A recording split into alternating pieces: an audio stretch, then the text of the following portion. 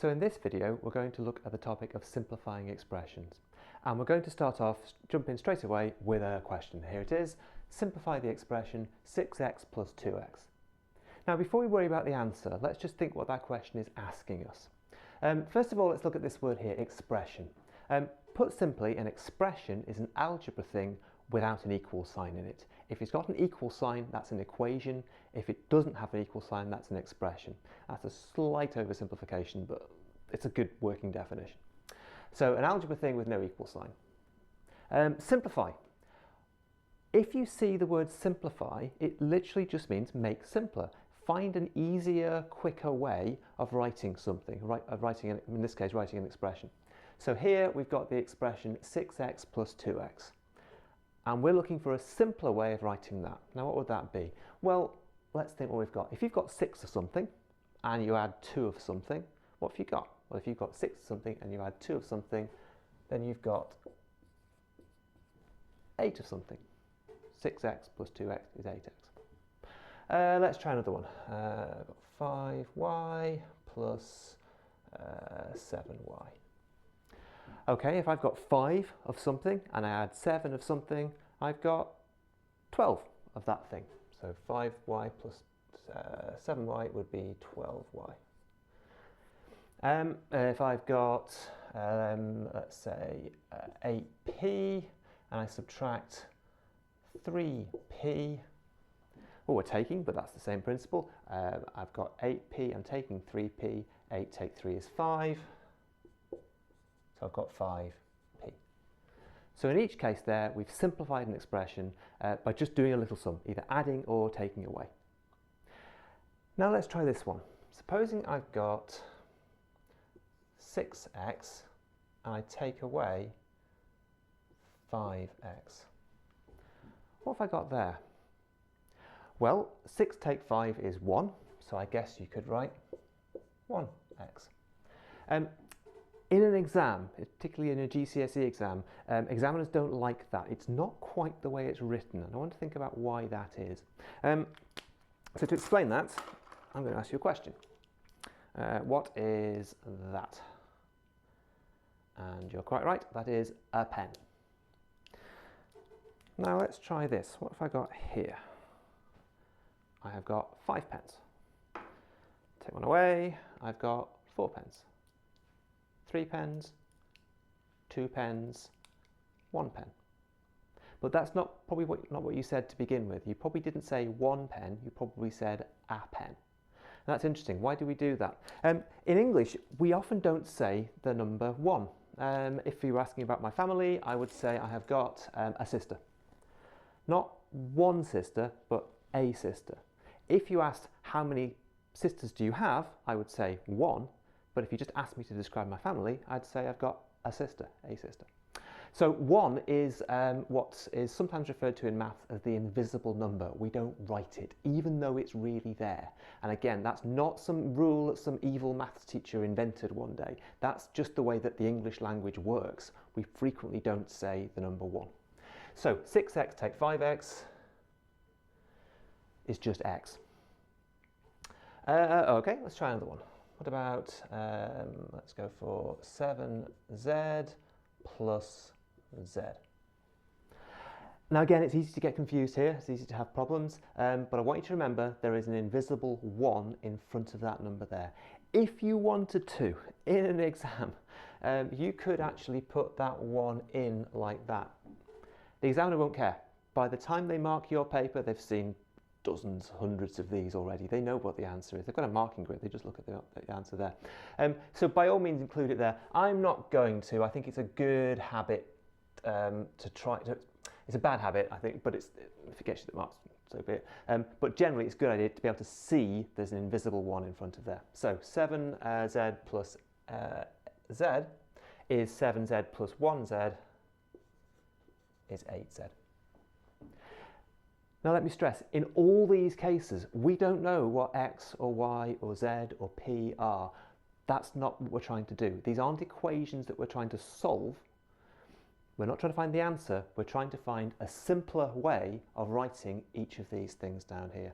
And the main thing to emphasise again is just watch out for that invisible 1. That's a constant source of problems in maths. But it can get a little bit more tricky than that. So what I'm going to do now is just rub this off the board, put a slightly harder question on the board, and then I will see you back in a second. Now let's see what we've got here. I've got to simplify the expression 5x plus 2y plus 3x plus 7y. So notice this is different. We've got x's and y's in the same expression. Let's think what we can do. Well, before we look at that, let me just try and stress a really important point. You can only add things together if they're the same kind of thing. Let me illustrate that by giving you a daft example. Supposing I had 5 pens. And I also had 2 crocodiles.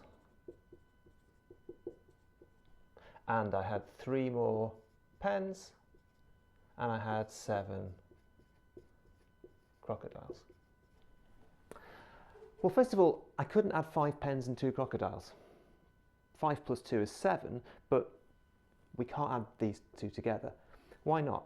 Well, because they're not the same kind of thing. Pens and crocodiles aren't the same.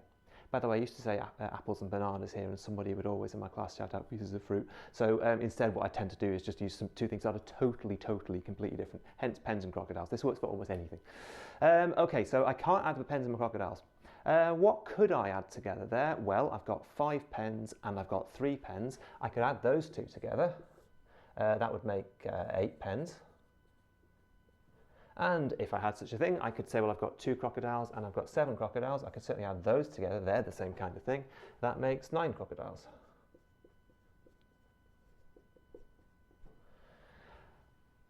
But I can't add the 8 and the 9 together because, again, pens aren't crocodiles. Crocodiles aren't pens. You can only add things together if they're the same kind of thing.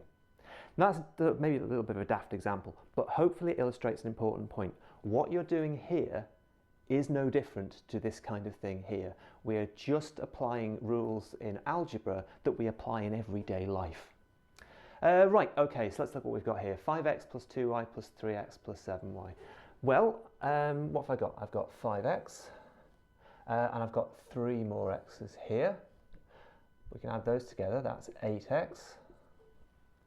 I've also got 2y and I've got 7y. Well, they're the same kind of thing, so we can add those together, that's 9y. Note I have to put a plus in here because I mean positive 9y. I can't just write 8x blank 9y. It needs to be something included here. Positives often are invisible. Note there's no plus 8 here, but if there's nothing between two things, we need to have a plus sign there. And again, I want to emphasize this is not some random rule that someone came up with one day. This is about the way the world works. So I want you to, whenever you see something like this, be thinking about, and I think it's a daft example, be thinking about this kind of thing here. Right, I'll just rub that off the board and put a couple more questions on, and then we'll look at those. Okay, so a couple more questions for you. If you look at the first one here, 10x plus 2y minus 7x plus y. Now again, I like doing this thing where you circle each term within the expression. I like doing that. I think what it does when you do that is it helps it kind of stick out the page. And it's very easy to get confused here, particularly when we get negative numbers flying around, as we're about to see. So just that little circling here helps, just visually helps you to identify what you're supposed to be doing. Right, 10x minus 7x. Okay, that's not too bad. So 10x minus 7x is 3x. Then we've got 2y plus y. Well, again, remember there is an invisible 1 in front of that y. So 2y plus 1y, so 2 plus 1 is 3. That would be 3y. And then it's not a minus 3y, that's definitely a positive 3y, so 3x plus 3y. Just stress that again. So 2 plus 1 is positive 3. That's why we put the plus sign here. Now, I often see people get a little bit confused about how do you know whether it's supposed to be a plus or a minus. My answer to that is you just do the sum. So again here, 2 plus 1 isn't minus 3. 2 plus 1 is positive 3. We're about to see one here now where you're going to get some negatives. So just do each sum as a separate individual thing. Right, okay, so here we go. So we've got 6p minus 2q plus 7q minus 10p. Okay, so again, I'm going to circle the 6p there. I'm going to circle over here. Note that when I'm circling, I'm including always the sign to its left. That minus there belongs, if you like, to the 10. That's a minus 10. Right, so we've got 6p take 10p, and 6p take 10p. Well, 6 take 10 is minus 4. And again, we're counting p's, so minus 4p. I've got minus 2q plus 7q. So again, negative numbers, I've said this many times before, negative numbers are the thing that cause the problems in algebra. So you start at minus 2, you're going up the number line, so you'll get up to positive 5. It'll be 5q, and again, it's minus 2 plus 7, so it's positive 5, so we need a plus sign in here like that. You may see, possibly in answers in textbooks, they turn this around. So write that as 5q minus 4p. This is correct. That's also correct. As a general rule, mathematicians like to put things in alphabetical order. But they also like to keep the amount of writing to a minimum. So if you notice here, there's one fewer thing I've written. We didn't need to write the plus sign here because we brought it to the front. Don't get too worried about that. If I've confused you there, then I apologise. But the reason I'm stressing that is because, again, if you're doing questions and then you're checking the answers, you may well find that this question has this answer here. It's the same thing. They're identical. Okay, so I've got something else to mention. Again, I just need to clear the board off, so I will see you back in a second.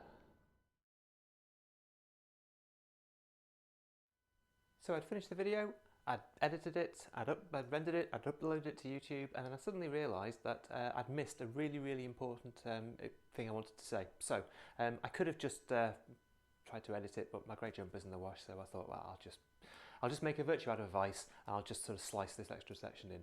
So here we go. So I want to look at this question here, 5x plus 3 minus 2x plus 6. Now the difference you may notice here is that what you've got here is quantities of x and, if you like, ordinary numbers. This question can cause students difficulty. If you're used to grouping x's and y's or x squares and x's, it's easy, particularly for maths teachers, to forget that students often struggle what to do if you've got numbers like this. Right, I'll give you the answer first and then I'll look at why that answer is the way it is.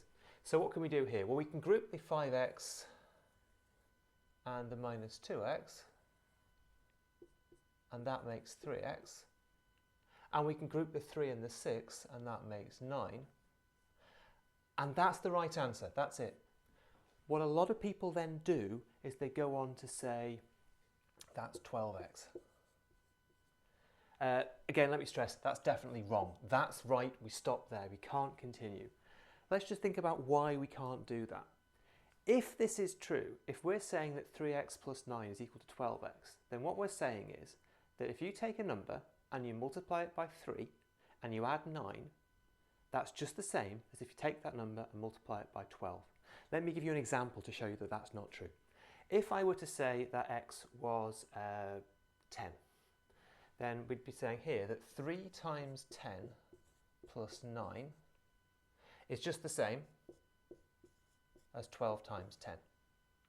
Well, 3 times 10 plus 9, well, that's 39. And 12 times 10 is 120. That definitely doesn't work there. So it can't be the case that 3x plus 9 is 12x. When you're simplifying in algebra, if you've got quantities of x or y or z or x squared or whatever and ordinary numbers, there is nothing more you can do to simplify that. Let me just give you another example of that, just to make sure we're clear. If we've got 4x plus 12, no, that's actually a 2, isn't it? Let's try it again. 4x plus 12 plus 2x minus 17. Well, I've got a 4x and a 2x, that makes 6x. I've got 12 take 17, that's minus 5. That certainly doesn't make 1x or anything like that. We've got a quantity of x, we've got an ordinary number, excuse me, and that's it. Nothing else we can do. Right, that was it. Just a really important example that I had forgotten to include. So if you just wait 1 second, we'll carry on from about a week ago, and I will see you soon. Now this question here causes horrendous confusion. The reason for that is people get mixed up between rules for simplifying by adding and subtracting, which we're covering in this video, and rules for simplifying by multiplying and dividing, which we're going to cover in the next video. And there's going to be a third video which goes into why people get mixed up between those two sets of rules as well. So for the moment, let's just look at what we're going to do with this question here. Well, I've got an x squared and I'm adding an x squared. How many x squareds have I got here? Well, I've got 1. 1 is the invisible number. How many x squareds here? Well, there's another 1. So I've got 1 of something plus 1 of something. What does that make? Well, again, imagine that was crocodiles. You've got 1 crocodile plus 1 crocodile. You'd have 2 crocodiles. If it was 1 banana plus 1 banana, that's 2 bananas. If it was 1y plus 1y, that's 2y. So if it's 1x squared plus 1x squared, that's 2x squareds. Again, if you're thinking it's something to do with, don't you add the powers here, 2 plus 2 is 4, that's multiplication. I will cover that in the next video. It'll be linked below. But for now, just want to look at this one here again and stress, if you're adding quantities of the same thing, you just look at the numbers in front, which again may be invisible ones, and you add those together. Now, let's imagine now that we had this question here. 5x squared plus 4x plus 2x squared minus 7x.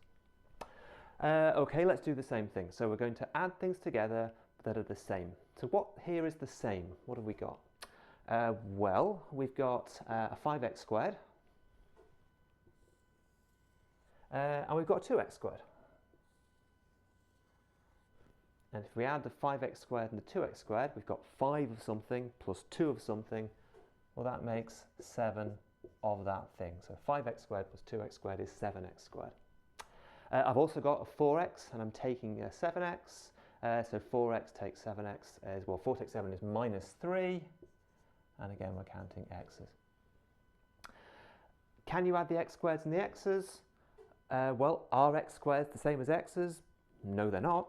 So we can't add them together. That is as simple as it can go. You might think again that still looks a bit complicated. But remember that the verb is simplify, to make simpler. It's definitely easier to have something like this than it is to have something like this. This is an easier version. Maybe last words before we finish for this video. This is, if you like, part of a mathematician's toolkit. This is useful stuff that allows them to do more complicated things in the future. So at the moment, we're just learning, if you like, if I say the basics, I don't mean necessarily something that's easy, but what I mean is something that is like fundamental to being able to do more complex things later. Simplifying is something that people in maths are doing all the time. Right, I think that'll probably do us for today. So don't forget, if you look in the videos below, the links below, you'll see 2 more videos. Do recommend that you watch those at some point. You might want to consolidate this first of all, though, or you might just want to plow on. I will leave that entirely up to you. And I will see you soon.